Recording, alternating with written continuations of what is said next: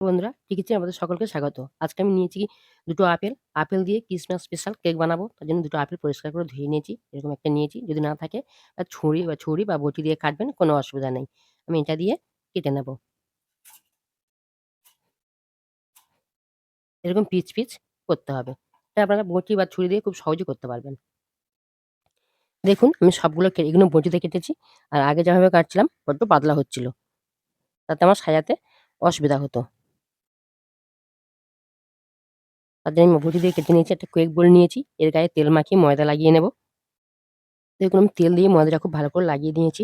এবার আমি একটা করে আপেল নেব। নিয়ে আমি ধরে সাজিয়ে দেব।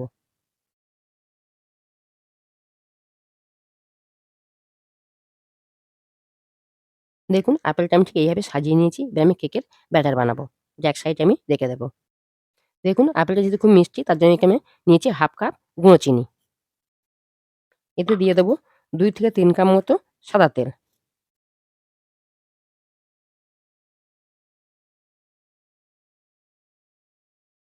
সরি বন্ধুরা, আমি এখানে কাপ বলে ফেলেছি। ২ থেকে ৩ চামচ সাদা তেল দিয়ে দেব। আমি খুব ভালো করে মিশিয়ে নিলাম। তাহলে 1/2 কাপ গুঁড়ো চিনি আর ৩ চামচ মতো সাদা তেল। এবারে ১ কাপ ময়দা আমি এর মধ্যে ছেলে দিয়ে দেব। এবার আমি লিকুইড দুধ অল্প করে দেব। এটা গরমও নয়, ঠান্ডাও নয়। দেখুন আমি 1/2 চামচ নিয়েছি বেকিং পাউডার। এর হাফ দেব বেকিং সোডা।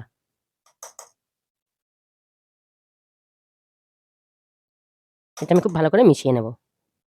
এবার দেবো ১ চামচ ভিনিগার। ব্যাটারটা আমার রেডি হয়ে গেছে। এবার আমি আপেলের মধ্যে দিয়ে দেবো। আপেলের উপর থেকে আমি ঢেলে দেব।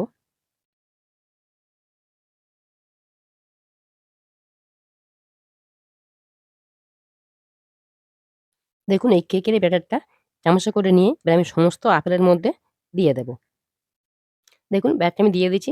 এমনভাবে দিতে হবে যেন আপেলগুলো একদম ব্যাটারের মধ্যে ডুবিয়ে না যায় এবং এটা খেয়াল রাখতে হবে যে প্রত্যেকটা আপেলের মধ্যে যেন ব্যাটার ঢুকে যায়। তাহলে আপেলগুলো পুড়ে যেতে পারে। আমি আগে থেকে বালি বসিয়ে দিয়েছি কড়াতে। কড়াইটা গরম হয়ে গেছে। তারপর কাগজ দিয়েছি। স্ট্যান্ডটা আমি পাচ্ছি না। নতুন স্ট্যান্ড আমার কেনা হয়নি। আমি এর উপর দিয়ে দেবো। দিয়ে ঢেকে দেবো। মিডিয়ামে দেবো ৫ মিনিট। আর ৩০ মিনিট দেবো আমি লোতে। দিয়ে আমি তুলে নেব। দেখুন আপেলের কেকটা আমার রেডি হয়ে গেছে। আমি কাটবো, কেটে দেখাবো এটা কত সুন্দর হয়েছে।